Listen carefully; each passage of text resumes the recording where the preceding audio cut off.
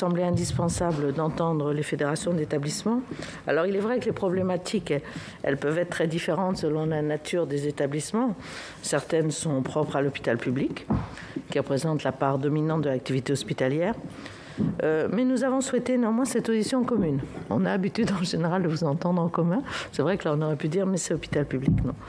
Nous avons souhaité vous entendre ensemble, car une partie des difficultés actuelles touche au fonctionnement global de notre système de santé, qu'il s'agisse de l'accès aux soins, mais aussi des modalités de prise en charge des soins non programmés.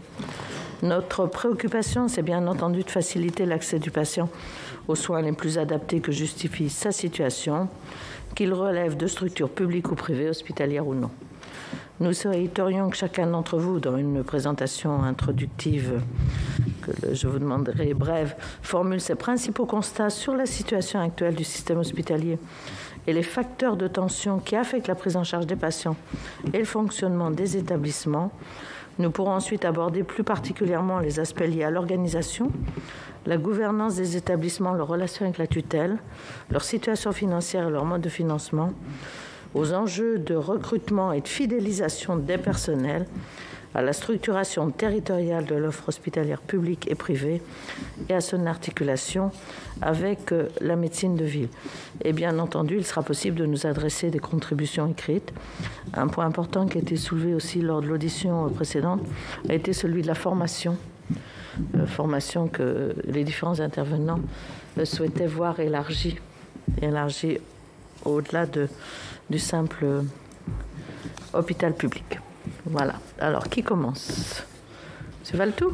Bien, peut-être la parole à M. Valetou en suivant, en sachant que vous avez entre 5 à 7 minutes pour vous exprimer. Avec une voix pareille, on ne va pas déroger. Sur des questions aussi simples. Très bien. Monsieur le vice-président, Madame la rapporteure, merci de cette occasion, de nous inviter à cette occasion pour effectivement évoquer la situation et l'avenir de l'hôpital et du système de santé, puisque, et je veux commencer en saluant effectivement l'intitulé de cette commission d'enquête qui est satisfaisante de notre point de vue, parce qu'effectivement, elle a pour objectif, visiblement, de s'intéresser à l'ensemble du système de santé, de ses défauts, de ses insuffisances, de ses dysfonctionnements, et pas simplement à l'hôpital dans ses 4 murs, les deux sujets étant intimement liés. La Fédération hospitalière de France, en une seule phrase, représente les 1100 hôpitaux français, les 3800 établissements de médico-sociaux aussi, donc c'est toute l'offre de santé publique, sanitaire et médico-sociale qui est réunie dans notre fédération. Rapidement, pour démarrer sur les constats et la situation actuelle l'a bien montré. L'hôpital public est dans une situation paradoxale. À la fois, la crise a rappelé sa force incroyable, sa souplesse et aussi sa réactivité au service de la population, sa capacité de mobilisation, et on le voit à l'occasion de la 5e vague. Rappeler d'une phrase que l'hôpital reste un lieu d'excellence, de recherche, d'innovation, de première médicale, important pour notre pays, et qui est aussi un lieu très peu bureaucratisé, je veux le dire, parce que parfois on lit des chiffres qui ne sont pas toujours les bons. Contrairement à ce qu'on entend souvent dire, l'hôpital, effectivement, compte 10% de personnel administratif, pas 20, pas 30, pas 40, pas je ne sais pas combien, 10% de personnel administratif environ, soit un peu moins que d'ailleurs dans le secteur privé ou dans d'autres secteurs. Et ce chiffre inclut même, selon les statistiques officielles, les secrétaires médicales qui ne sont absolument pas à être assimilés à des bureaucrates. Rappelez aussi que l'hôpital, normalement, c'est 57% des séjours d'hospitalisation habituellement hors crise. Or, on a vu pendant la crise que c'est l'hôpital qui a pris en charge 83% en moyenne des patients Covid qui ont dû être hospitalisés en établissement, et ça partout en France. Enfin, et je veux le dire aussi d'une phrase, c'est l'hôpital qui a montré aussi, quasiment du jour au lendemain, c'était une conférence en visio un dimanche soir et une campagne de vaccination qui démarrait le lundi matin, qui a aussi montré sa capacité à rapidement déployer et à être support d'un déploiement de la campagne de vaccination. Mais ça n'est pas le sujet, c'était juste pour évoquer la formidable capacité d'adaptation de nos établissements. De l'autre, bien sûr, cet engagement sans compter est venu aussi accentuer situer les fragilités bien connues de cet hôpital, la fragilité connue depuis des années. Elles sont de 3 ordres principales, pour faire vite et synthétique. Ce sont d'abord des fragilités humaines. Il faut rappeler que l'hôpital a abordé la crise avec 30% de postes de praticiens hospitaliers vacants. Il faut rappeler que les tensions sur les recrutements touchaient aussi les postes d'infirmiers, infirmières, les postes d'aides-soignants, bref, qu'à tous les étages de l'hôpital, les tensions sur les effectifs étaient déjà le quotidien des établissements bien avant la crise. Les deuxièmes fragilités, c'est les fragilités d'ordre économique. L'investissement à l'hôpital public est au plus bas depuis 20 ans. 80% des hôpitaux investissent moins de 3% de leur chiffre d'affaires, ce qui est largement insuffisant pour renouveler leurs équipements courants. Alors le Ségur apporte une réponse à cet état de fait, mais il faut toujours rappeler que les économies demandées aux établissements publics ont représenté près de 10 milliards d'euros ces 15 dernières années pour mesurer effectivement l'état de financement de nos établissements. Et puis les troisièmes fragilités, c'est les fragilités qui sont liées à l'organisation défaillante du système de santé. Et effectivement, l'hôpital est, de notre point de vue, joue souvent le rôle de variable d'ajustement, de tension, de défaut, d'angle mort du système de santé, et notamment concernant la permanence des soins. Sur ce sujet d'un système de santé dont les dysfonctionnements pèsent sur l'hôpital et sur les maux de ce système de santé. Le premier sujet, c'est de rappeler la crise profonde de la médecine de ville. On parle beaucoup de la crise de l'hôpital parce que c'est sans doute, effectivement, comme vous l'avez dit, Madame la rapporteure, le centre, le cœur du système de santé. C'est aussi peut-être la partie la plus visible. Mais voilà, la médecine de santé traverse une crise qui est profonde, qui est d'abord une crise des vocations, si on peut dire ça comme ça. Entre 2010 et 2025, la France aura compté 13% de médecins généralistes en moins, c'est-à-dire 12 000 médecins en moins sur notre territoire. Et évidemment, il n'y a pas besoin de grands discours pour savoir que le sujet des déserts médicaux, c'est le quotidien des Français, et qu'ils soient ruraux ou urbains. L'Ordre des médecins a publié beaucoup d'analyses et de statistiques sur le sujet, de perspectives aussi, qui doivent être prises en compte lorsqu'on regarde l'ensemble du système de santé. Au-delà du nombre, il y a des territoires plus avantagés que d'autres, les écarts sont spectaculaires dans certaines spécialités. L'écart pour 100 000 habitants en termes de médecins psychiatres, je veux juste citer ce chiffre, varie de 1 à 40 environ par territoire. Et j'englobe dans les médecins psychiatres aussi bien les libéraux que les médecins salariés, ce qui tend à démontrer une autre chose que l'on sait, mais qu'il faut toujours rappeler, que ces déséquilibres, évidemment, entre territoires mettent à mal le principe d'égalité devant le système de santé de nos concitoyens soumis à ces écarts qui sont importants. Le deuxième défaut de notre système de santé, c'est un défaut de prévention. La population vieillit, augmente, les maladies chroniques prennent une place qui est toujours plus grande. Or, notre système de santé, qui ne fait pas d'ailleurs de place à la médecine scolaire ou à la médecine du travail et ne rétribue pas la prévention, échoue trop souvent à prévenir des hospitalisations évitables. Le troisième aspect, c'est l'insuffisance historique du nombre de professionnels formés. Sujet de la formation, vous avez rapidement évoqué, médecins comme paramédicaux. Et le quatrième et dernier aspect, c'est celui de la défaillance de régulation d'un système de santé dans les territoires. On a besoin de plus d'équité entre tous les acteurs et que chacun prenne sa part. Pour le Covid, c'est la question qui est posée ces jours-ci, aussi bien du côté du gouvernement que des hospitaliers, avec la permanence de soins et le poids des déprogrammations sur les différents établissements. Il y a eu une union sanitaire qui s'est créée au moment de la première vague. Tout cela s'est largement délité. Et comme on est à la 5e vague, aujourd'hui, il y a des situations, effectivement, qui tendent à rappeler que l'hôpital ne peut pas seul faire face à la poussée nouvelle de l'épidémie et que tous les acteurs du système de santé doivent prendre leur part à l'effort. Et on le voit dans les chiffres d'activité aujourd'hui, notamment d'activité chirurgicale que connaissent les différents secteurs.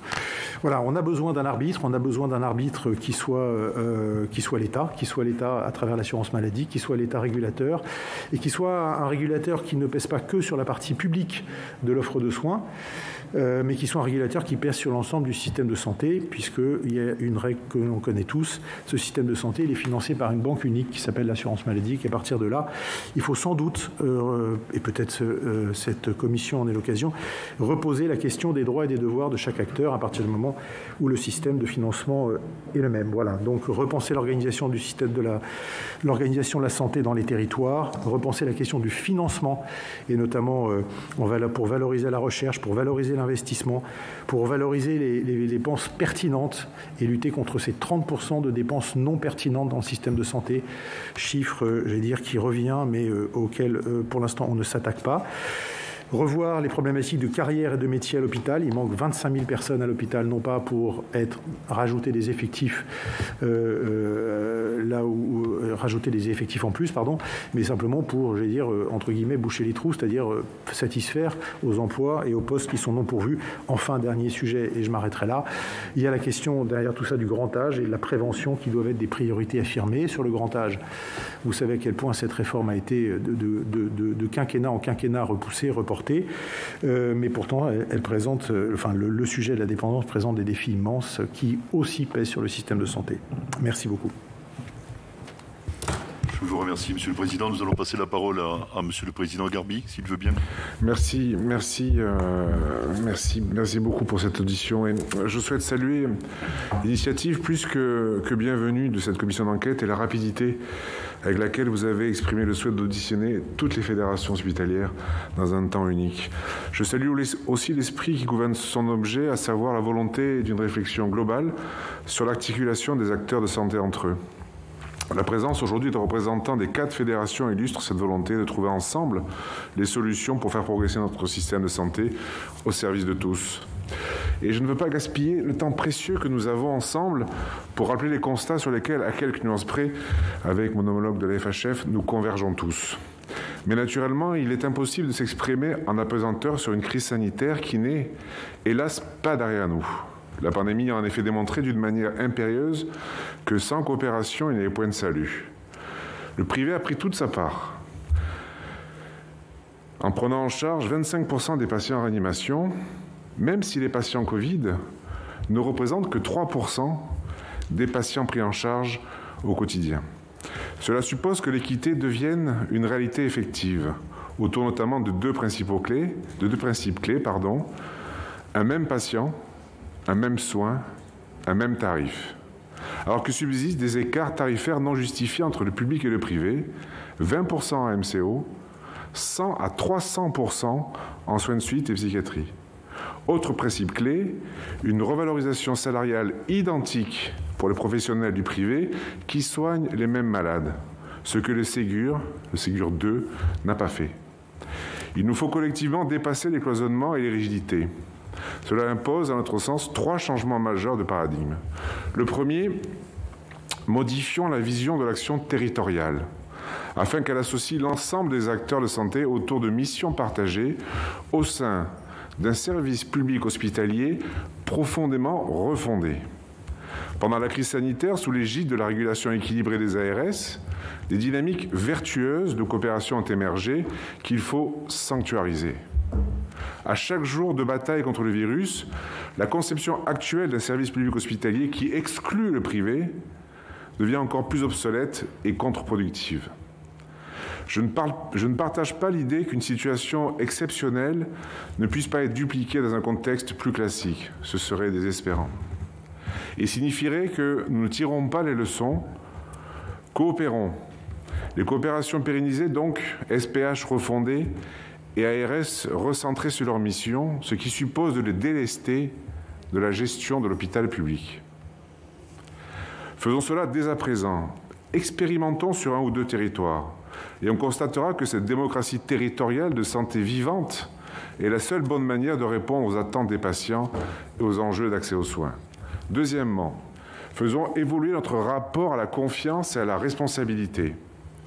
Alors que notre gouvernance est encore si corsetée, descendante, cloisonnée entre statuts, les 2 protocoles signés entre l'État et les fédérations hospitalières, pluriannualité et plus récemment réforme des financements, amorcent une nouvelle forme de dialogue, plus mature, entre l'État et les acteurs de santé. Ce dialogue est fondé sur la contractualisation autour d'engagements réciproques et l'évaluation a posteriori du respect de ces engagements. Mais c'est l'arbre qui cache la forêt. Si nous voulons mettre un terme aux maux qui rongent le système, il est nécessaire d'impulser une gouvernance plus moderne, basée sur le partage et la transparence des données et une vision prospective des enjeux. Lisibilité rime avec sérénité. Quand notre profession reçoit en pleine 5e vague, alors même que tous nos établissements sont mobilisés, une demande d'économie de l'ordre de 100 millions d'euros liée à la non-restitution de la mise en réserve prudentielle, et alors même que 20 milliards ont été attribués ou vont être attribués aux seuls hôpitaux publics, le découragement vous saisit. Dans ce contexte de crise, le sens général, de l'intérêt général, reprend immédiatement le dessus. Mais clairement, la donne doit changer. Je sais que vous êtes nombreux ici à porter la pluralité de l'ONDAM au nom de cette visibilité qui est le socle de la confiance. Enfin, apprenons à œuvrer ensemble sur des sujets qui nous rassemblent. Sur le sujet capital de la pénurie de professionnels de santé. Il est navrant de voir que chacun se renvoie la balle pour savoir qui est le plus attractif et qui pique les soignants à l'autre. La situation est infiniment plus complexe.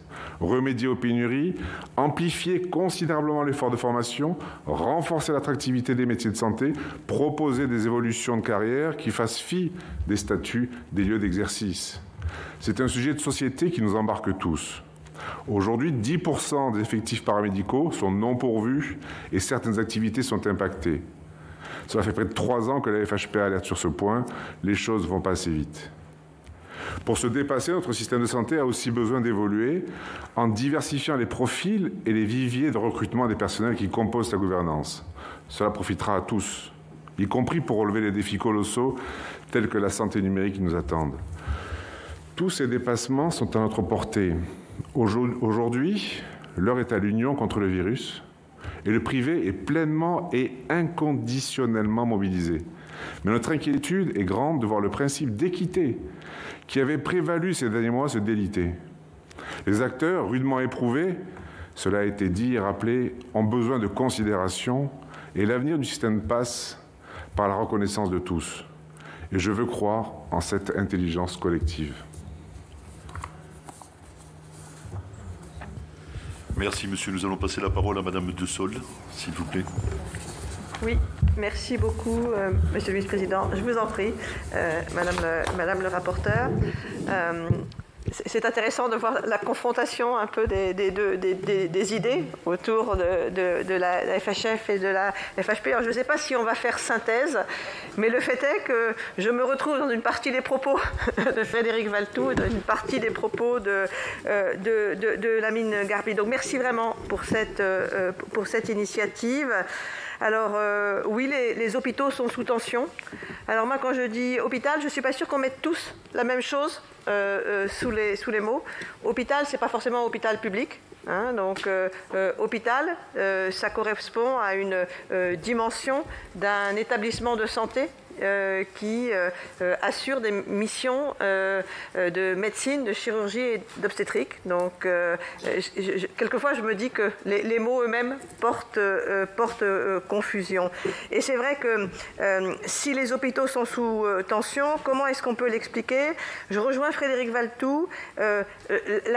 L'hospitalocentrisme dans le système de santé est un risque et un facteur de risque, y compris pour l'hôpital. Je ne dis pas que l'hospitalocentrisme est voulu par l'hôpital. Hein.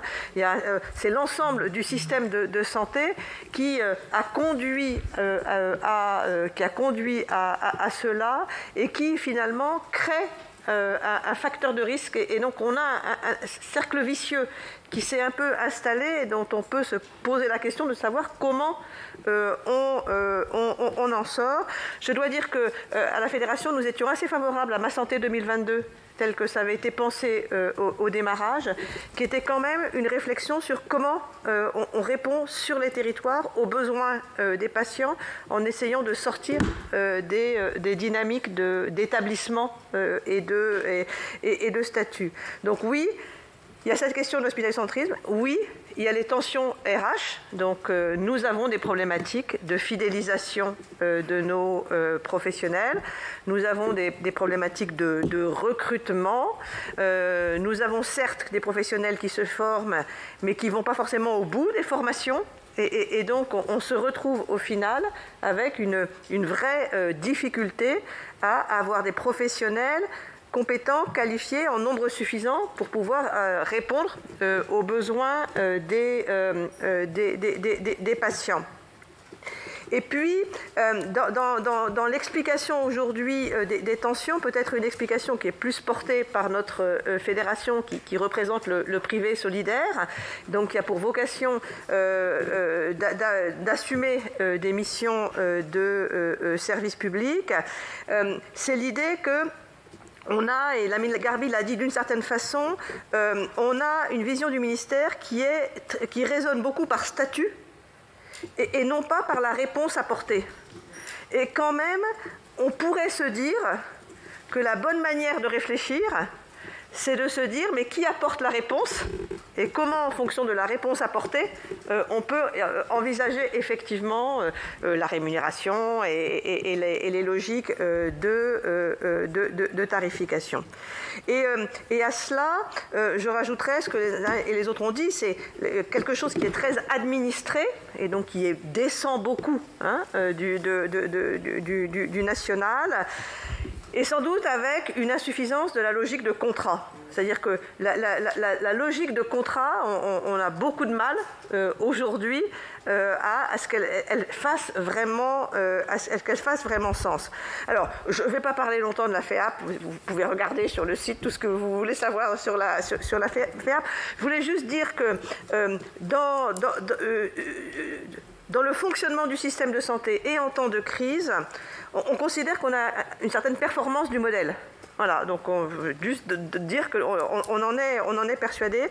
D'abord parce que la gouvernance, c'est une gouvernance qui est basée sur l'engagement de personnes qualifiées, qui est une gestion désintéressée, pour lesquels, avec lesquels on remplit donc, des missions de service public sans reste à charge pour les patients, avec d'ailleurs aussi pas de dépassement d'honoraires, puisque nous n'avons pas d'activité libérale dans les établissements de notre fédération. Et donc, nous sommes en capacité de porter et les missions de service public et la recherche, et l'innovation, je dirais, au même titre que les autres. Et que la force du modèle, c'est le contrat.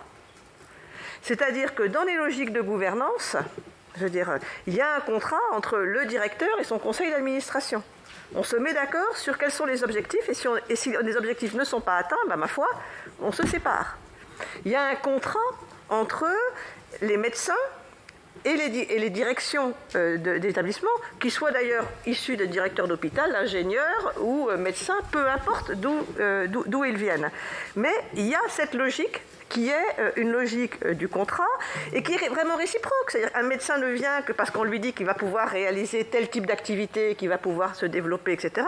Mais à l'inverse, le directeur attendra qu'il réponde à cette logique d'activité. Donc la logique du contrat fait sens, et ce contrat, il peut être aussi collectif avec les équipes. C'est-à-dire, donc, je crois que vraiment, là, on a un sujet qui tient, et d'ailleurs, qui est un modèle qu'on retrouve dans d'autres pays européens, et qui est parfois dominant dans d'autres pays européens, comme le Danemark.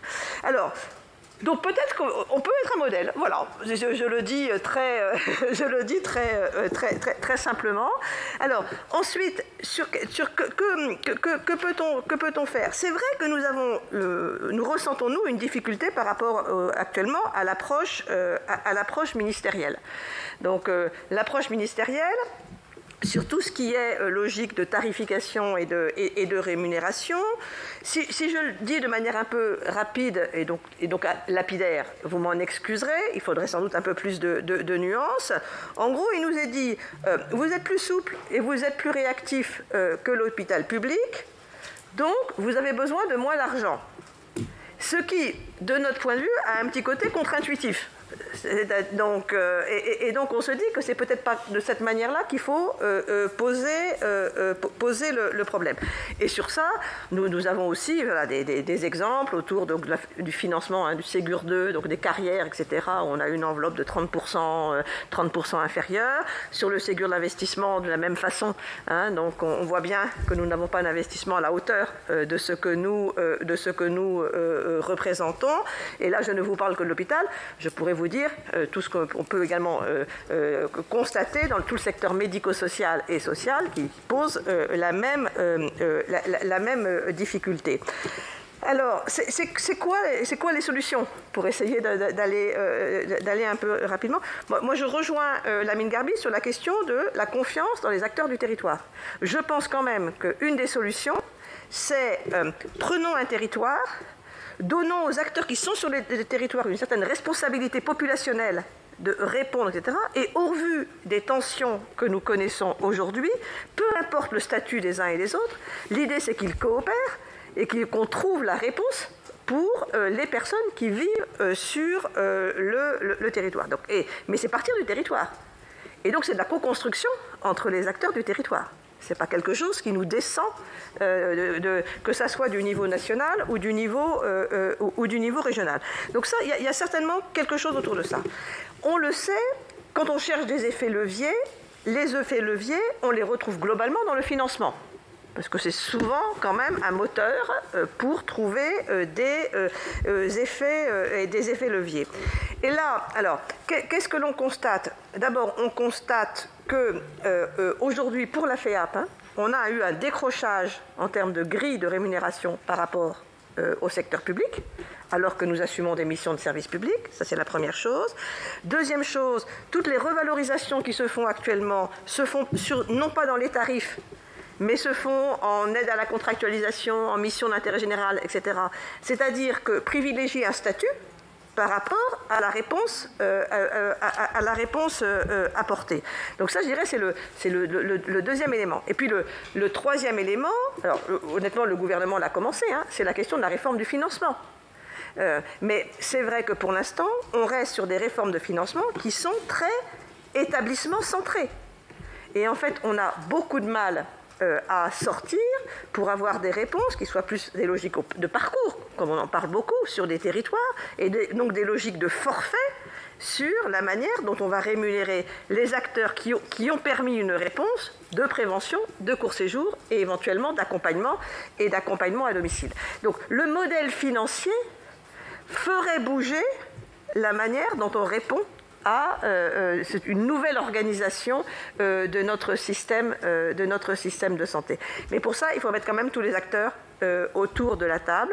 Mais il nous semble qu'il y a un chemin aujourd'hui et que ce que la crise Covid a peut-être permis de faire bouger dans les lignes, c'est que c'est quand même unis qu'on réussit à répondre à la crise. Et donc, si on est unis pour répondre à la crise, peut-être que dans le fonctionnement quotidien, pour mieux répondre aux besoins des Français, on pourrait également s'unir.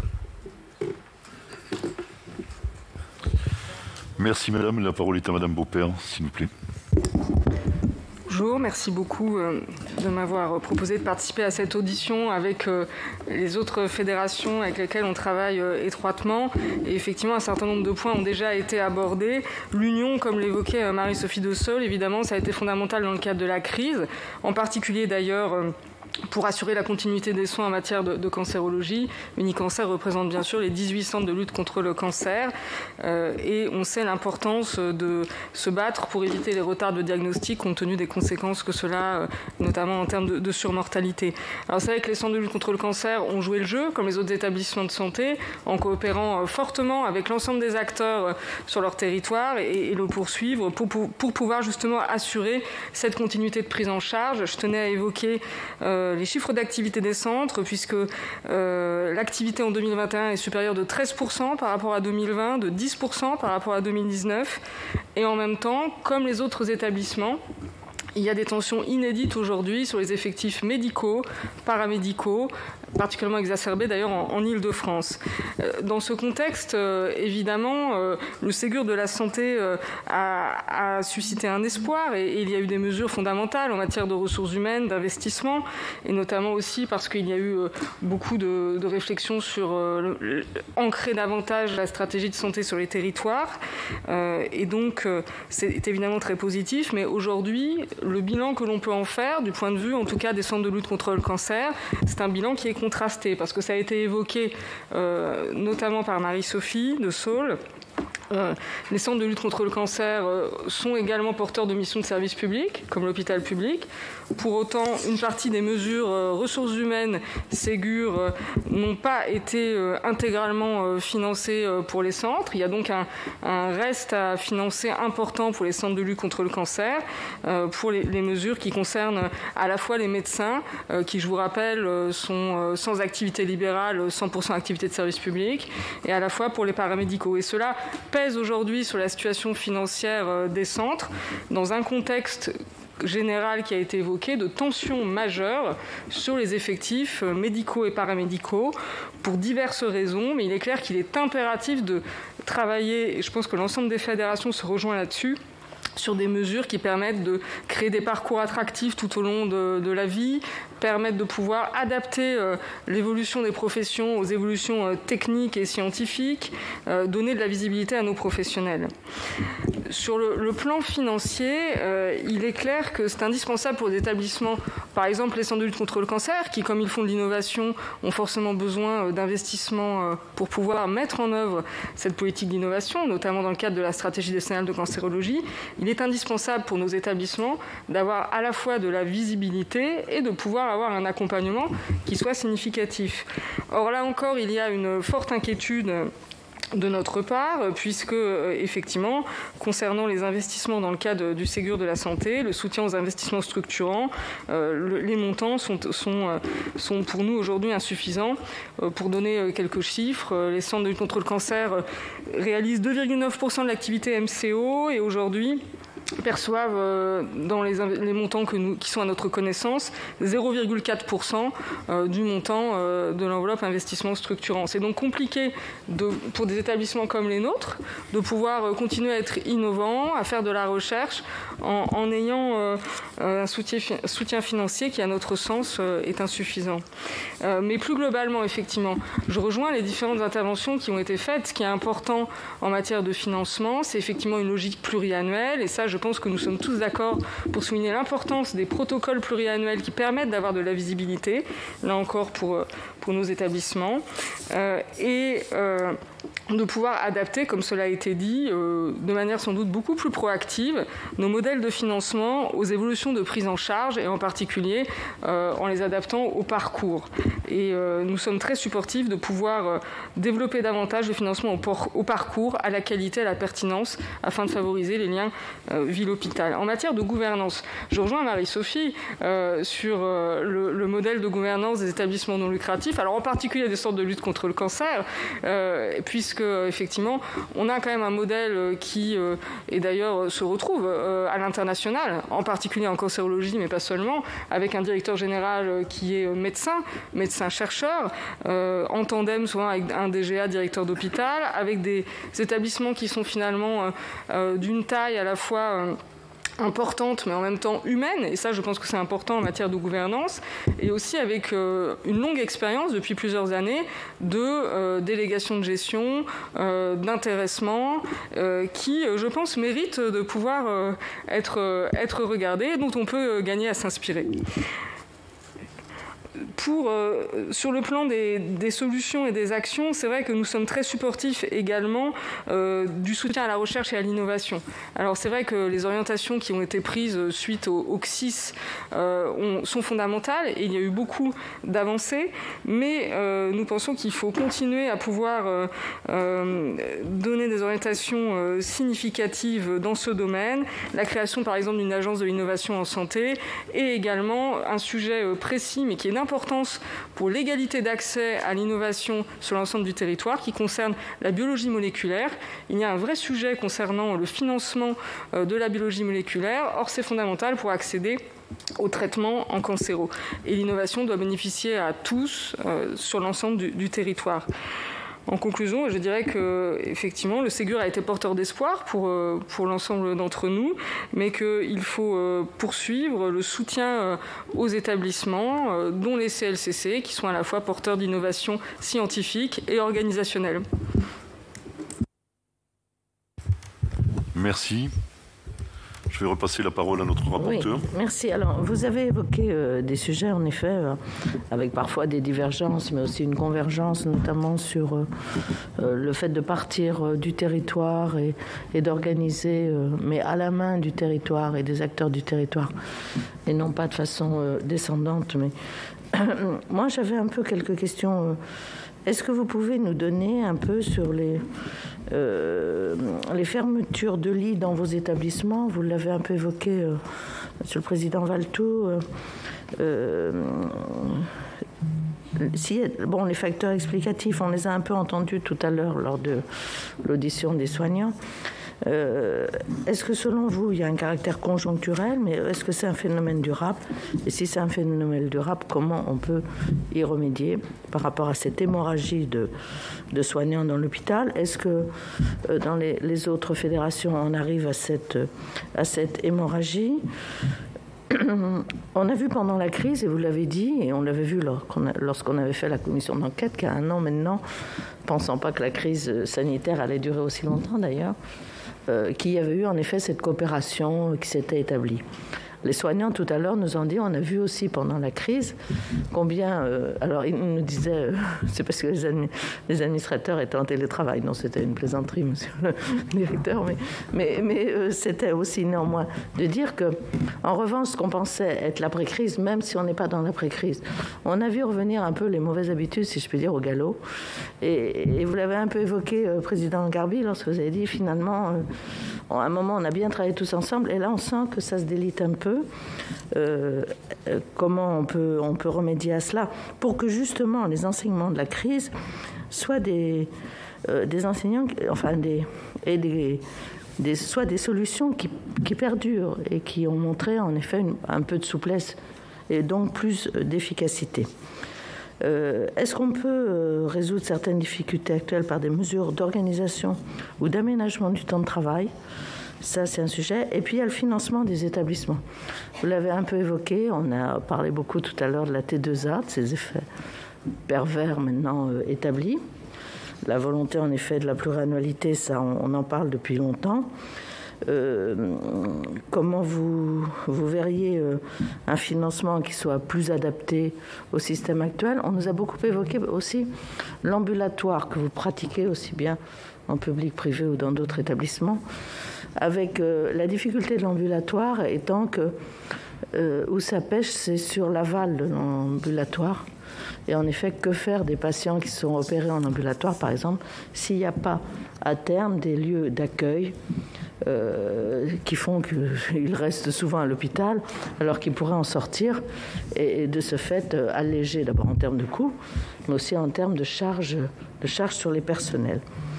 Sur le Ségur, on l'a évoqué mais ça, on a souvent entendu parler des disparités entre le public, entre le privé ou entre les CLCC sur les Ségur. Voilà les premières questions que j'avais, et puis je laisserai mes collègues en poser. Il y aura un vrai point qu'il faudra que l'on finisse bien dans le rapport de cette commission d'enquête, c'est en effet cette notion de territoire. Comment on organise, et c'est pratiquement une remise à plat du système. Bien, mesdames, messieurs, je vous laisse répondre. Peut-être professeur Président Valetou. Merci beaucoup. Je vais essayer d'être très rapide et d'aller à l'essentiel. Concernant les fermetures de lits, évidemment qu'il y a un effet conjoncturel très fort lié aux tensions sur les recrutements. Et on constate que dans beaucoup d'établissements, les fermetures de lits dépassent les 6% en moyenne de fermetures de lits calculées. 6%, c'est déjà énorme. Mais ça peut monter dans certains établissements bien au-delà. Et effectivement, c'est uniquement lié à des difficultés de recrutement liées aux tensions, liées à la fatigue, liées à un absentéisme qui est quand même plus important aujourd'hui qu'il ne l'était avant la crise, et on comprend pourquoi. Et puis il y a aussi des problématiques sur le fond, pour le coup, d'attractivité des métiers. Il y a un sujet qui est un sujet réel, et d'ailleurs le Parlement a voulu mettre le doigt sur cette question en appelant à un rapport qui pose les éléments du diagnostic. C'est des écarts de rémunération de plus en plus importants dans un système de santé, dans notre système de santé, et que ces écarts de rémunération entre les professionnels étant de plus en plus importants, évidemment, on voit derrière, dans un système de pénurie de soignants, que ça peut créer des tensions qui sont importantes. Je rappelle que la loi issue de la proposition de loi RIST a prévu qu'un rapport soit publié. Évidemment, j'imagine que tous les parlementaires, aussi bien dans cette maison qu'à l'Assemblée nationale, doivent être soucieux que maintenant la loi devienne exécutive et que ce rapport sorte enfin. Il y avait 6 mois pour publier le rapport. On a largement dépassé les 6 mois et on attend effectivement des informations qui seront comme un juge de paix qui nous permettront... Non, je disais, c'est le cas de tous les rapports. Oui, peut-être. Monsieur le Président, ce qui fait qu'au Sénat, on supprime toujours les demandes de rapport. Bon, en tous les cas, celui-là, il est passé au travers des mailles du filet. Il est maintenant inscrit dans la loi. Et c'est vrai que ça permettrait d'avoir un juge de paix qui est demandé par beaucoup depuis très longtemps et qui permettrait de mesurer ce qu'est en train de devenir notre système de santé. Sur les problématiques de financement, et sans faire trop long là aussi, il est vrai que la pluriannualité, elle est majeure. La santé mériterait une loi de programmation pluriannuelle comme la défense, qui est pilotée de cette manière-là. Et j'ai pas besoin d'expliquer en quoi ce serait utile pour l'ensemble des acteurs du système de santé. Le deuxième sujet qui commence à faire consensus, c'est une remise à plat des modes de fonctionnement, du mode de distribution à travers l'organisation des enveloppes de l'ONDAM. Système conçu dans les années 95, mais qui a bien vieilli par rapport à ce qu'est doit être notre système de santé demain, qui, comme ça a été dit par les uns et par les autres, doit mieux prendre en compte la prévention, doit mieux prendre en compte effectivement les différents modes de financement et de statut des différents intervenants. Donc pour toutes ces raisons, on voit que le HCAM, on voit que le Haut Conseil pour les finances publiques sociales, on voit aussi que la Cour des comptes maintenant plaide tous pour effectivement une remise à plat de l'ONDAM. C'est un chantier important, lourd, mais qui me paraît majeur pour effectivement assurer une plus grande efficacité du système de financement. Bon, peut-être sur les autres questions, je vais laisser les autres répondre. Oui, sur la fermeture des lits, moi je ne sais pas ce que c'est qu'un lit. C'est fini la notion de lit. On est tarifé à l'activité, donc c'est un patient. Et tous les patients qui sont présentés en 2021 dans nos établissements, ils ont été soignés, tous. On a réalisé plus d'activités en 2021 qu'en 2019, 0,3, 0,5%. Certains pensaient qu'on avait mis le frein à main parce qu'on était en dotation en garantie de financement, ce qui n'est pas le cas du tout. Les chiffres sont là. Donc pour moi, il n'y a pas de notion de lit. Et on a les mêmes tensions d'infirmières. Il nous manque 10% des infirmières. Donc qu'est-ce qui se passe ? Eh bien, on essaye d'être inventif, imaginatif et de travailler quelquefois dans la difficulté. Et ce qu'on appelle, j'aime pas ce mot, mais en mode dégradé. On est obligé. Mais il n'y a aucun patient qui soit présenté à nos portes. On fait quand même 54% de la chirurgie, 39% de la cancérologie. Aucun patient n'a été refusé. Aucun. Et les chiffres sont là. Sur la coopération, moi, la différence entre le début de la crise et aujourd'hui, c'est que la coopération, elle se fait d'homme à homme ou de femme à femme, peu importe, d'établissement à établissement. C'est-à-dire que des plis ont été pris, des chemins ont été trouvés et ça se passe naturellement, avec des difficultés sur le terrain, des difficultés de personnes, et pas de statut, de personnes. de personnes. Et je pèse mes mots, parce qu'on me rapporte ici ou là des difficultés entre 2 directeurs ou 2 médecins, mais ça c'est la vie et c'est à nous de le gérer. Par contre, la coopération au niveau national, c'est-à-dire de nos tutelles, je la vis de plus en plus mal. Parce qu'au départ, quand ils avaient eu besoin de nous, de manière forte et inconnue, parce qu'on ne savait pas où on allait, on était sollicités matin, midi et soir. Et aujourd'hui, c'est ce que je disais dans mon propos liminaire, on revient sur le schéma des économies de bout de chandelle, vu les 20 milliards plus 10 milliards du Ségur qui ont été mis sur la table, 30 milliards, c'est extraordinaire cette somme qui a été mise sur la table. Et aujourd'hui, on retombe là-dedans. Donc moi, je suis un peu contrarié, parce que je me dis qu'on ne retire pas au niveau national les leçons de la coopération entre nous. Mais sur le terrain, j'ai une grande confiance sur la qualité des acteurs et je laisse de côté, je le dis, les guerres de chapelle, les histoires qu'il y a. Et avec Frédéric, on en parle souvent, on en a à raconter tous les matins. Mais ce n'est pas important. C'est pas important. On a soigné tous les patients qui sont présentés en 2021 dans nos établissements. Et je retiens ça. Mesdames. Oui, très rapidement et pour compléter, oui, il y a les fermetures de lits. Je voudrais dire qu'il y a également des réductions d'activité en EHPAD, qu'il y a des réductions d'activité en SIAD, qu'il y a moins de patients qui peuvent être suivis à domicile et que ça aussi, ça a un impact sur les logiques d'hospitalisation. Donc j'insiste sur le fait que les tensions en ressources humaines ne sont pas que dans le secteur hospitalier et que d'une certaine manière, le secteur hospitalier va devoir prendre des personnes qui avaient une autre modalité d'accompagnement et pour lesquelles les logiques RH ne permettent pas de. Donc je reste toujours dans cette vision très globale. Il y a eu quand même avec la crise une bascule d'activité du conventionnel vers l'ambulatoire et à votre question de savoir jusqu'où c'est durable, etc., moi je pense que là c'est durable. C'est-à-dire qu'il y aura eu effectivement soit une demande des personnes elles-mêmes qui n'avaient pas envie de rester à l'hôpital, soit effectivement des professionnels qui se sont organisés différemment et qui ont vu que ça fonctionnait. Et donc, on va avoir, ce qu'on voulait tous d'ailleurs depuis longtemps, beaucoup plus d'ambulatoires par rapport à l'hospitalisation conventionnelle. Juste, si le mouvement est très rapide, et il est très rapide, on aura un problème d'ajustement de modèle de recettes. Puisqu'en réalité, les logiques de tarification de recettes en hospitalisation complète et en ambulatoire, ce n'est pas exactement les mêmes. Donc il faudra accompagner ce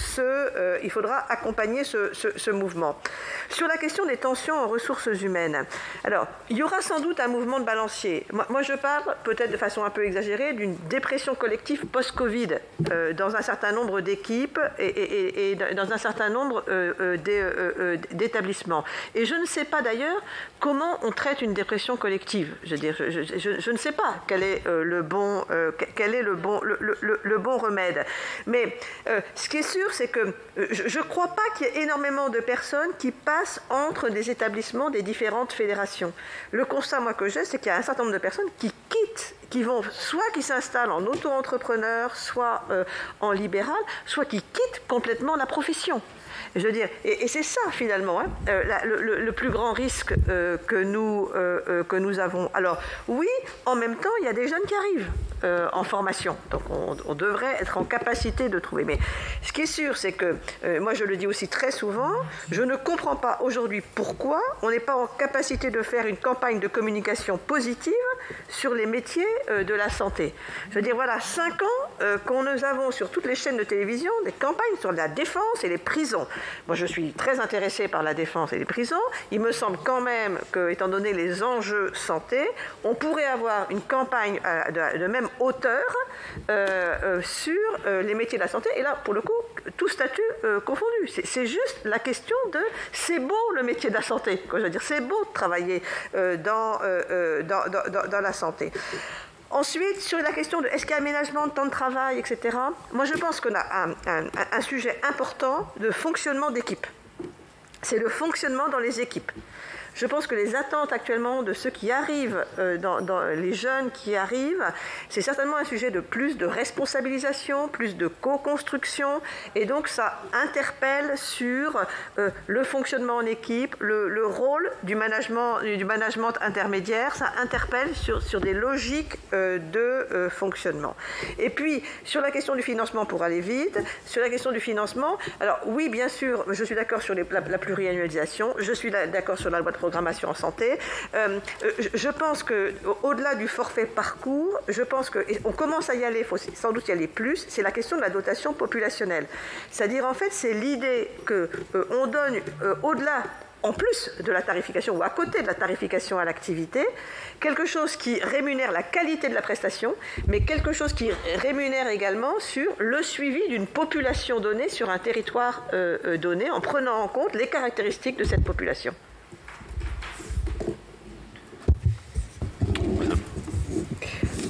Concernant effectivement les tensions sur les effectifs et les lits fermés ou les difficultés pour pouvoir absorber l'activité, c'est sans doute ça effectivement la réalité.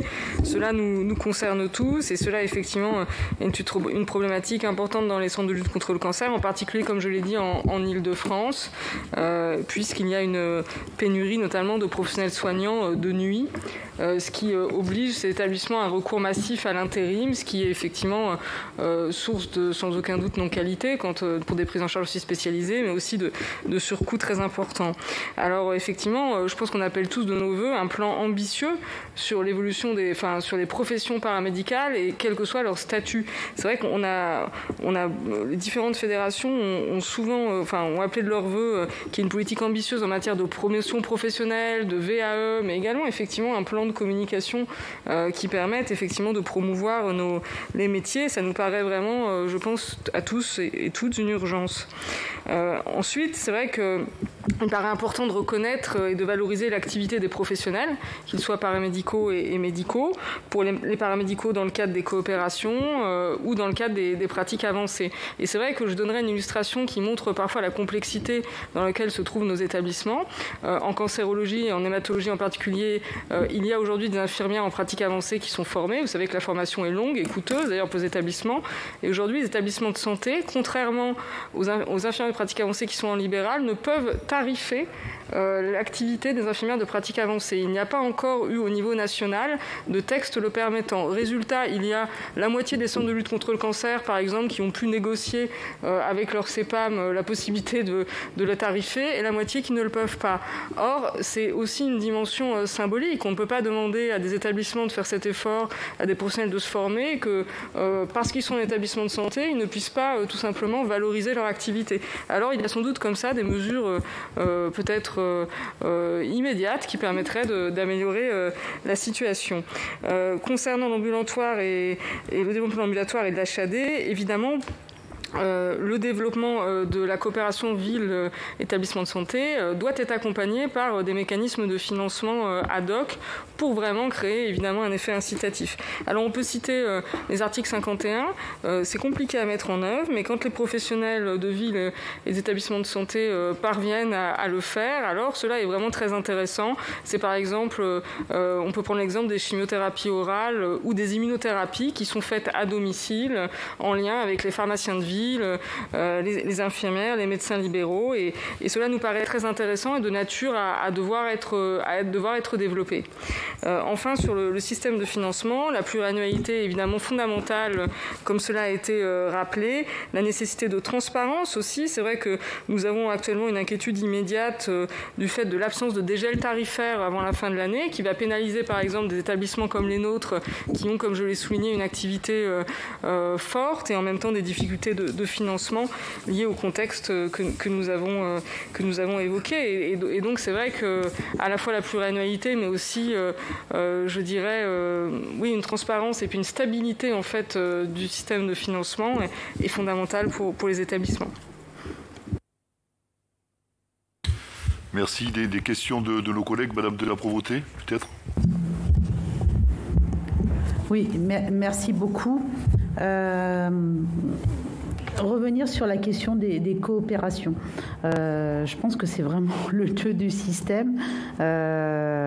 L'autre nœud du système étant la question du financement et l'arbitrage entre la sécurité sociale, qui est l'accès équitable aux soins pour tous, et le financement de la santé, parce que financer la sécurité sociale, c'est pas faire le financement de la politique de santé, et qu'il y a une confusion dans les débats budgétaires entre les deux, et que clairement on doit décorréler à un moment ces deux questions, c'est-à-dire la survie du système de la sécurité sociale et une bonne politique de mise en œuvre d'une bonne politique de santé, et que c'est vraiment un sujet. Mais la question des coopérations, c'est quand même, a été souligné plusieurs fois, le regard un peu différencié, et c'est la réalité des tutelles, selon qu'on est fonction publique hospitalière, selon qu'on est relève du privé, selon qu'on est pédiatre, selon qu'on est centre de lutte contre le cancer, et que clairement ce regard différencié s'est traduit dans le Ségur, enfin on l'a vu de façon évidente et formelle, mais se traduit aussi dans des arbitrages qui ont été faits sur le maintien ou pas de certaines prises en charge ou de certaines lignes de prise en charge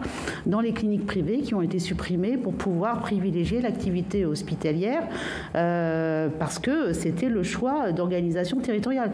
Je ne le dis pas comme une critique, c'est factuel. Enfin, je veux dire, on l'a tous vécu dans nos territoires, donc on sait que ça a été traduit comme ça.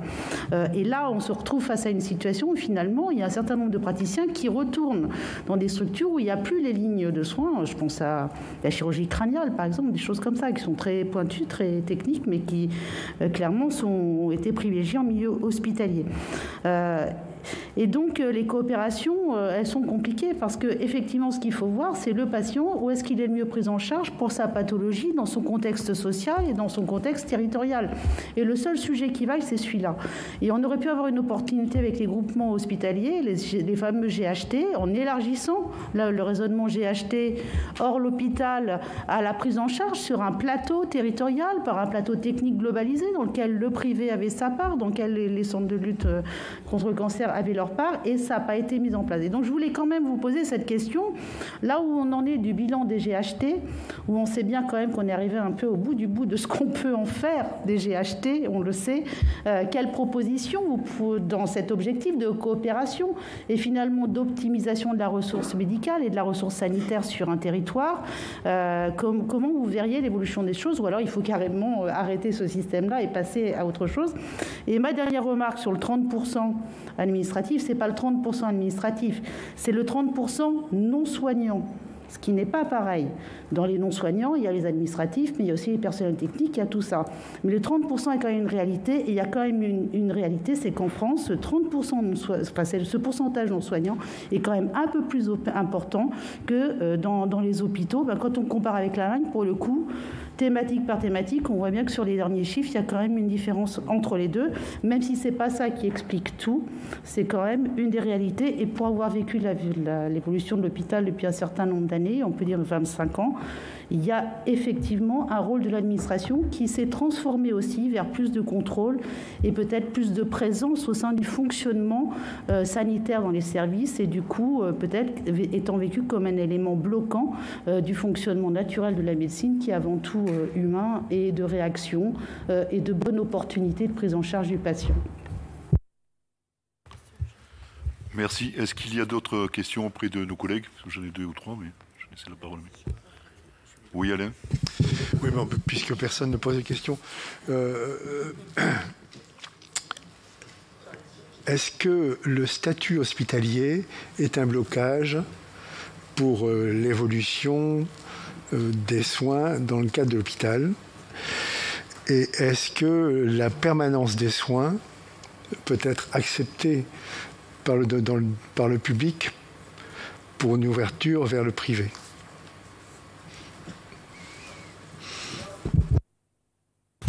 Merci. Moi, j'ai 2-3 questions. Vous avez évoqué, Monsieur le Président Vallottou, le peu de bureaucratie. Moi, je n'ai pas ce sentiment-là aujourd'hui. Est-ce que vous faites référence à une gestion pyramidale? Est-ce que vous pouvez nous en dire plus? Vous parlez de crise des vocations. Que préconisez-vous en regard? Et puis, Madame, vous avez parlé d'hospitalocentrisme. Que préconisez-vous pour, en tout cas, évoluer et faire en sorte qu'il n'occupe pas une place aussi importante dans le dispositif de santé aujourd'hui et de gestion et de coopération de nos établissements. Moi, je vais compléter, puis comme ça, vous pourrez répondre globalement. C'est sur le fonctionnement en équipe. Il nous a souvent été dit, et pas que l'audition précédente, mais lors d'entretiens que j'ai eus pour préparer cette commission d'enquête, que la notion des pôles avait un peu cassé le fonctionnement en équipe du service. Votre avis sur ce sujet ? Et on nous a beaucoup évoqué aussi le temps passé par des soignants à faire de l'administratif, quand il faut remplir les fiches, enfin tous les systèmes de fiches qualité, de traçabilité, sur lesquels on aura quand même néanmoins du mal à revenir, notamment sur la traçabilité. Ça nous a été beaucoup dit, des internes m'ont dit, mais on passe parfois la moitié de notre temps à appeler le médecin traitant parce qu'on n'a pas un dossier médical encore performant, un dossier personnel encore performant. On est dans un coin de l'hôpital, on se déplace à l'autre bout parce qu'il n'y a plus de Wi-Fi. Donc des choses qui nous apparaissent quand même tout à fait difficiles. Et là, quand même, c'est du temps de soins qui n'est pas fait et qui pourrait être fait. Donc je pense que c'est quand on parle sur administration, peut-être un peu la création de structures supplémentaires qui ont pu augmenter une charge administrative, pas forcément utile pour le fonctionnement, mais il y a quand même un peu comment on peut pallier toutes ces difficultés qui sont rencontrées au quotidien par les soignants. Merci. Excusez-moi, j'ai encore une autre question, si vous le permettez, sur la place du DMP dans nos établissements et surtout dans la coordination au niveau des acteurs professionnels, dans la prise en charge, notamment de nos patients, mais aussi de la qualité, de la sécurité, de la gestion des risques. Est-ce que ça peut être un levier et est-ce qu'il est vraiment temps de le mettre en place, et surtout de l'utiliser? Jocelyne Guidez, voilà, les questions appellent les questions. Merci Madame la Présidente. Juste une petite expérience. Sur mon territoire, on a fait la fusion de 2 hôpitaux.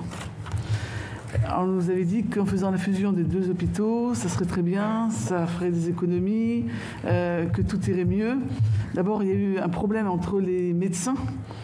Déjà, chacun voulait rester sur son hôpital absolument et ils n'ont pas réussi trop bien à s'entendre. Et même, je dirais, 10 ans après, on sent que l'entente n'est toujours pas là et que c'est compliqué. Donc, juste ma question, vous pensez quoi de ces fusions des hôpitaux? Surtout qu'on avait dit qu'on fermait une maternité dans un des 2. Du coup, on gardait qu'une maternité et que du coup, les personnes iraient sans problème dans la maternité, donc je nomme pas les hôpitaux comme ça, voilà. Et en fin de compte, ce qui s'est fait, c'est qu'il y a eu une fuite. Et résultat, la seule maternité sur les 2 qui est restée, elle a beaucoup moins de patients que les 2 hôpitaux réunis, parce que les patientes sont parties ailleurs. Voilà. Donc, moi, je trouve que le résultat, quand on regarde ça, je suis qu'une élue et je ne suis pas du tout dans le corps médical, eh bien je m'aperçois que ça n'a pas fonctionné comme on aurait pensé. Vous me regardez, c'est chez moi? Je sais pas. C'est dans le privé ou dans le public? Ah, c'est pour toi alors. C'est le public. Ah ben alors, parce que je pensais que je me sentais visé. Non, public. Non, nous les fusions, ça se passe bien. Parce que les patients sont allés chez toi. Ah voilà, c'est ça. Monsieur le Président Valtou. Oui, alors beaucoup de questions, je vais essayer de les prendre... dans l'ordre. Sur les coopérations, les groupements hospitaliers de territoire ont été faits pour donner des stratégies, des perspectives de territoire aux établissements publics. De même que les communautés professionnelles des territoires en santé, les CPTS, ont été faits pour les libéraux avoir des coordinations privées. De même que mon voisin pourrait parler des stratégies des groupes privés qui ont organisé leur offre en fonction des établissements de leur propre société, puisqu'ils appartiennent à leur société privée. Donc chaque secteur a pu avoir des entrées, des perspectives de stratégie stratégie territoriale. Ça, c'est la première chose. La deuxième chose, évidemment que dans un système pensé sur une feuille blanche et qu'on voudrait, je vais dire intelligent, l'État serait stratège, c'est-à-dire à la fois étant capable de définir territoire par territoire quels sont les objectifs de santé publique, parce que là, il y a un problématique de mortalité infantile. Là, parce qu'on est dans l'outre-mer, il y a la surmortalité liée à l'obésité ou au diabète, etc. Et étant capable aussi, parce qu'il est stratège et affûté sur ces sujets, d'évaluer et de dire, finalement, les meilleurs moyens de prendre en charge, c'est effectivement un parcours qui intègre du public, du privé, du parapublic, de l'hospitalisation à domicile, etc. À la rigueur, on s'en fiche de qui fait quoi. Le tout, c'est qu'effectivement, il y ait une performance dans la réponse apportée en matière de soins. Mais pour ça, effectivement, il faut qu'il y ait une capacité, à définir des objectifs précis, et d'autant plus précis qu'on doit être capable ensuite de les évaluer pour vérifier si la réponse apportée est pertinente. Alors c'est l'approche par la responsabilité populationnelle, effectivement, qui est expérimentée par la FHF, mais avec l'ensemble des acteurs, dans 5 territoires aujourd'hui de France, depuis 2 ans, et on espère faire la démonstration de cette expérimentation à partir du diabète et des insuffisances cardiaques, des maladies cardiaques, cardiovasculaires, qu'on puisse effectivement améliorer la réponse de soins, qui ne sera pas la même d'un territoire à l'autre, puisque l'état des forces, et là je veux dire des forces médicales, on va dire, n'est pas la même d'un territoire à l'autre. Donc les coopérations, bien sûr, c'est l'avenir, mais pour ça, il faut avoir des acteurs, et c'est pour ça que je posais aussi d'entrée de jeu la question des droits et des devoirs de chaque acteur dans un système de santé qui est financé par la solidarité nationale. Et la difficulté qu'on a aujourd'hui, c'est qu'on doit être un pays très riche, très riche, très riche, puisqu'effectivement on peut s'offrir un système de santé, on est un des rares pays comme ça, s'offrir un système de santé avec un mode de financement qui est au départ elle-même, mais qui a des acteurs qui ont des statuts totalement différents et pour lesquels pèsent des obligations totalement différentes. Voilà, ça c'est le premier sujet. Le deuxième sujet, sur la suradministration, il ne faut pas confondre la bureaucratisation ou la suradministration dans les 4 murs de l'hôpital et la suradministration du système de santé. Ce qui a prospéré ces dernières années, c'est sans doute parce que la suradministration, c'est un mal qui gagne toutes les organisations et ce n'est pas le maire que je suis qui va vous dire le contraire. Donc, mais elle a plutôt gagné, j'allais dire, dans la gouvernance du système de santé, la multiplication des agences, les étages intermédiaires qu'on a créés avec les agences régionales de santé, qui n'ont pas fait maigrir, je veux dire, de manière proportionnelle, le poids du ministère de la Santé lui-même à Paris. Donc toutes ces couches successives qui se sont créées, qui derrière portent des politiques qui ne sont pas toujours dans la plus grande cohérence les unes des autres, qui portent des injonctions vis-à-vis des établissements ou de l'ensemble des professionnels qui ne sont pas les plus cohérentes et les plus fluides vis-à-vis les unes que les autres. Donc tout ça effectivement a créé un sentiment de bureaucratisme galopant qui effectivement fait dire à des soignants, mais aussi bien à l'hôpital, interrogez un médecin libéral si vous en auditionnez, il va vous raconter ses journées ou la journée, les 20% de son temps qui passe à remplir des fiches qu'on lui envoie. Voilà, donc ça, effectivement, mais ça c'est la gouvernance du système, c'est pas la maladie de l'hôpital, c'est une maladie qui est celle du système.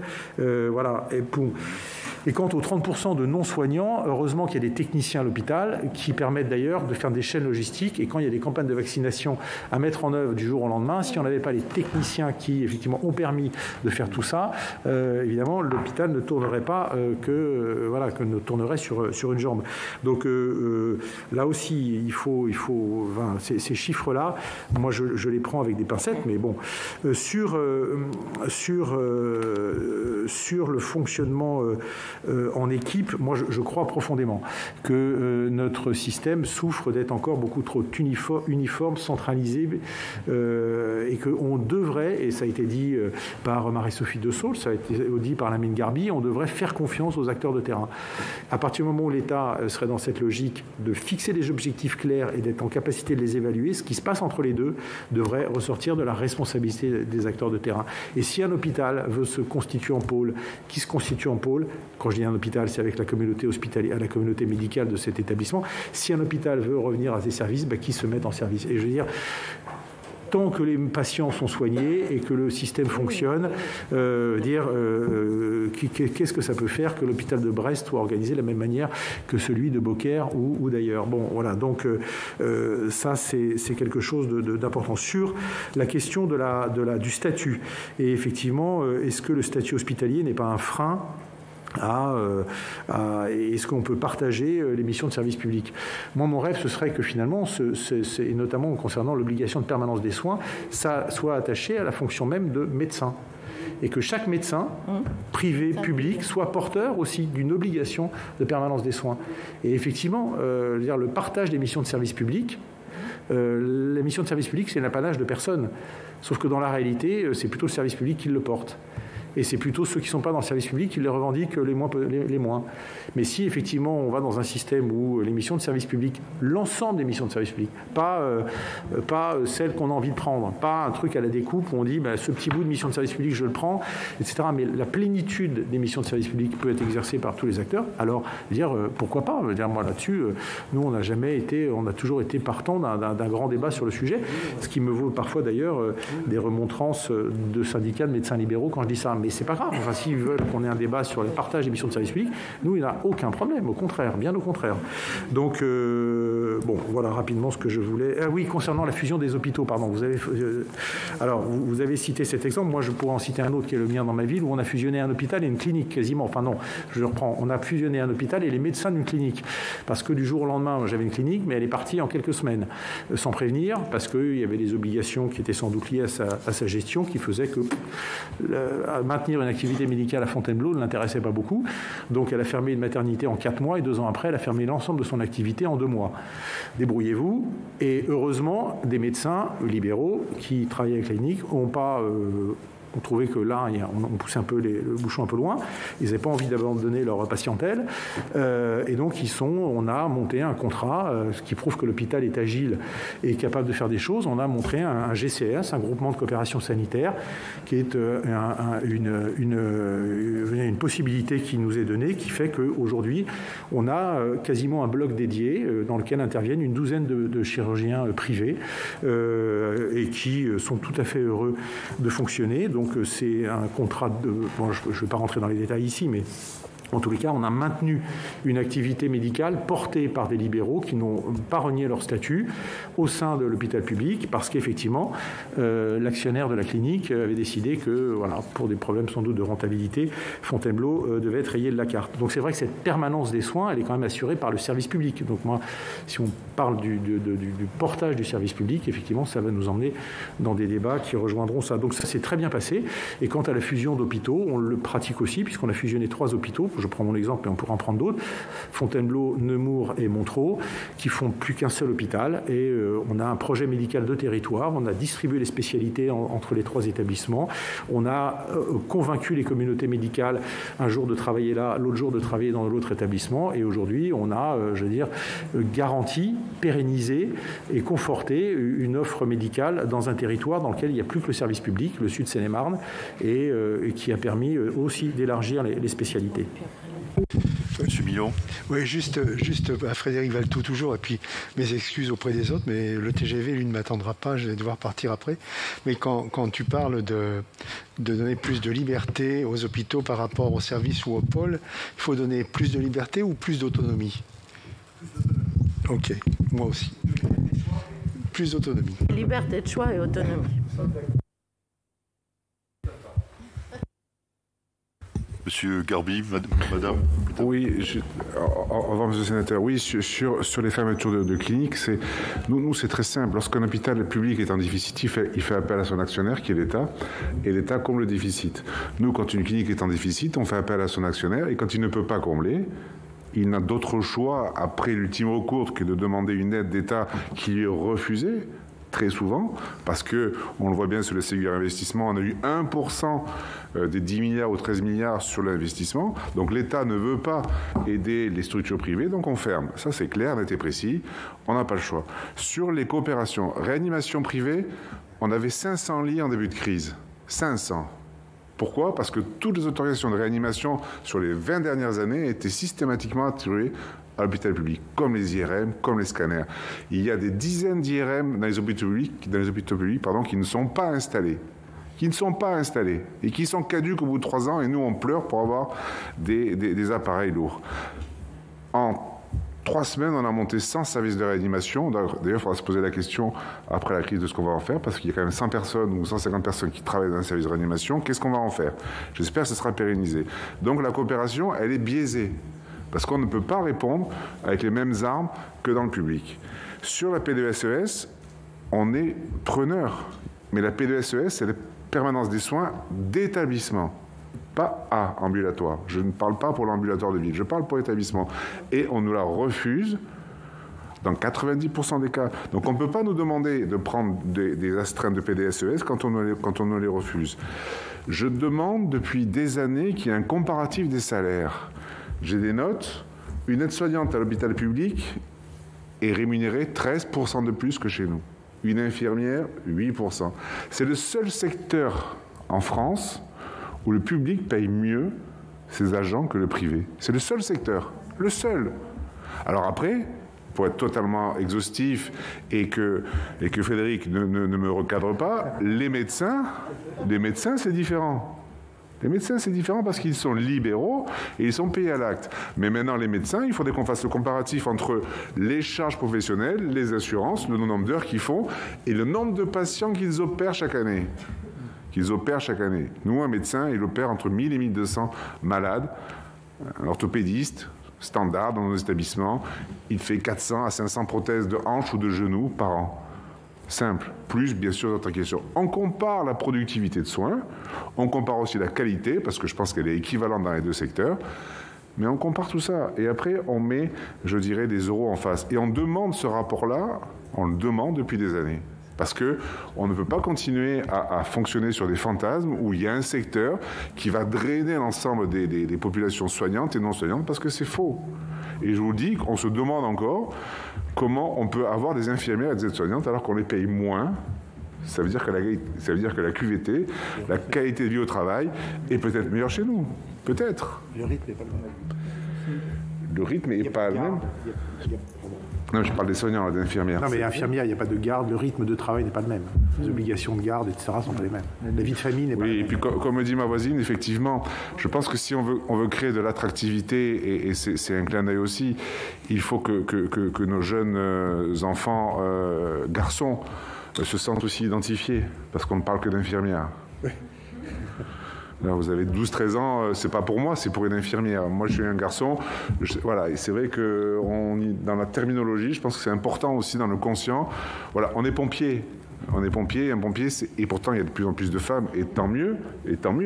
Mais on est pompier, on est un homme. On est une infirmière, on est une femme. Donc, et c'est comme les sages-femmes. Voilà, c'est aussi...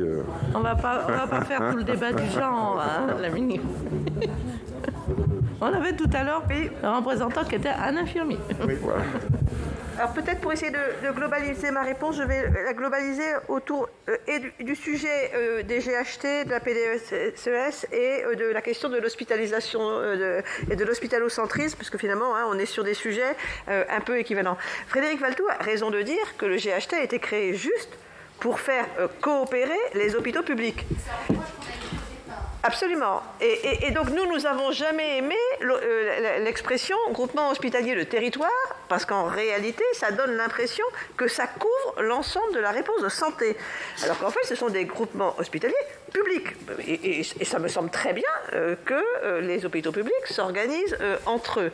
Mais ça a donné l'idée que l'organisation des GHT était l'alpha et l'oméga de la réponse sur les territoires de santé. Et bien en fait, pas du tout. Et donc, pour sortir de la question de l'hospitalocentrisme, à mon sens, il y a tout d'abord la question de l'élaboration du projet de territoire de santé, qui n'est pas le GHT, et n'est pas le projet du GHT, et dans lequel il faut effectivement que l'on mette tout le monde. Jusqu'à présent, il y a une catégorie dont on n'a pas parlé, c'est les usagers. Bon, donc là, en l'occurrence, dans le projet territoire de santé, la question c'est comment on élabore avec les usagers et avec l'ensemble des systèmes de santé, c'est-à-dire le domicile, le libéral, enfin bref, l'ensemble du secteur, les priorités en fonction des besoins d'une population. Et donc, si on repart de la base, et si on repart des besoins d'un territoire, et qu'ensuite on fait remonter avec un niveau de spécialisation croissant en fonction des besoins des populations, on sort objectivement de l'hospitalocentrisme. Et qu'est-ce qui s'est passé? Et pourquoi on n'est pas content, notamment de ce qui s'est passé avec le Ségur, les revalorisations, etc. C'est qu'on a oublié le domicile.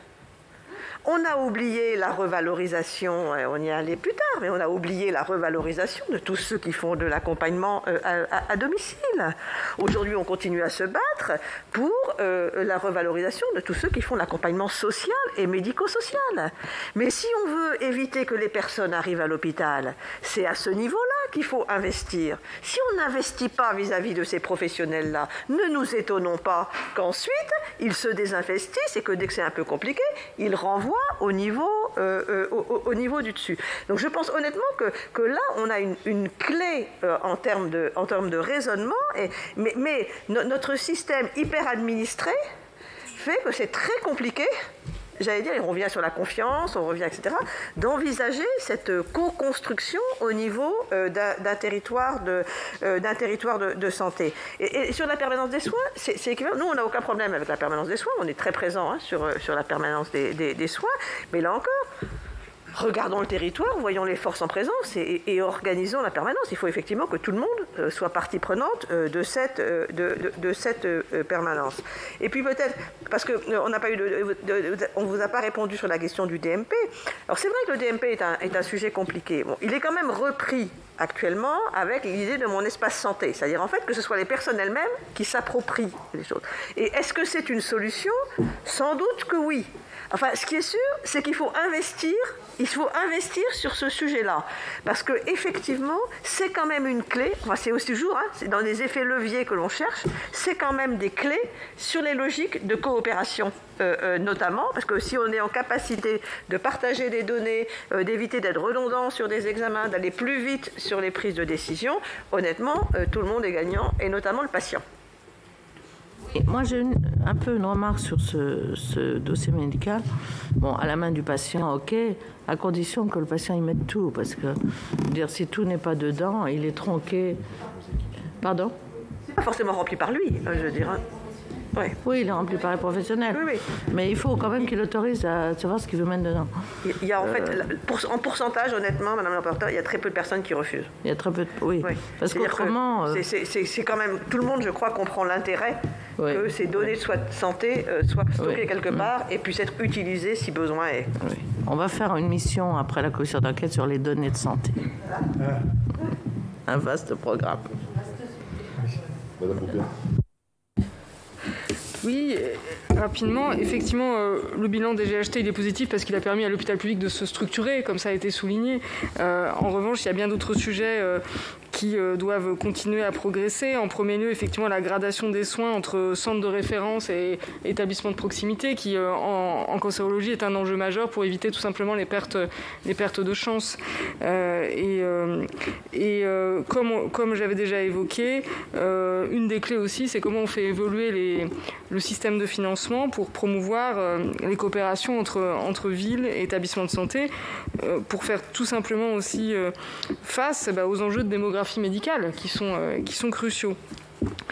Sur l'excès de temps administratif, etc., oui, la clé, c'est la numérisation des parcours de soins qui permettra effectivement de gagner du temps pour les professionnels et d'avoir des données de qualité et fiables. Et c'est vrai que je pense qu'entre régions et territoires, là encore, c'est contrasté finalement la situation. Il y a des régions où historiquement, on a pu développer des solutions d'interopérabilité qui permettent aujourd'hui aux professionnels de se pouvoir échanger facilement, mais le degré de maturité est variable et là encore il faut sans doute s'inspirer des bonnes expériences et plus que les fusions, c'est sans doute cette mise en réseau qui permet aujourd'hui d'avoir des parcours finalement patients qui sont performants. Enfin, il a été évoqué effectivement comment faire confiance aux acteurs et je rejoins que c'est évidemment majeur. Je voudrais citer un exemple, par exemple dans un centre de lutte contre le cancer. Le centre de lutte contre le cancer Oscar Lambret à Lille a mis en place non seulement bien sûr une politique d'intéressement classique, mais en plus de l'intéressement classique, je dirais une surcouche d'intéressement, l'intéressement par projet, qui permet à chaque équipe médicale, en fonction de sa spécialité, en fonction d'objectifs de qualité qualité de prise en charge, délai, etc., d'obtenir par équipe un intéressement supplémentaire. Et je pense que c'est ce genre de mécanismes qui permettent finalement de reconnaître aussi et de valoriser les professionnels et en tenant compte de leur exercice quotidien.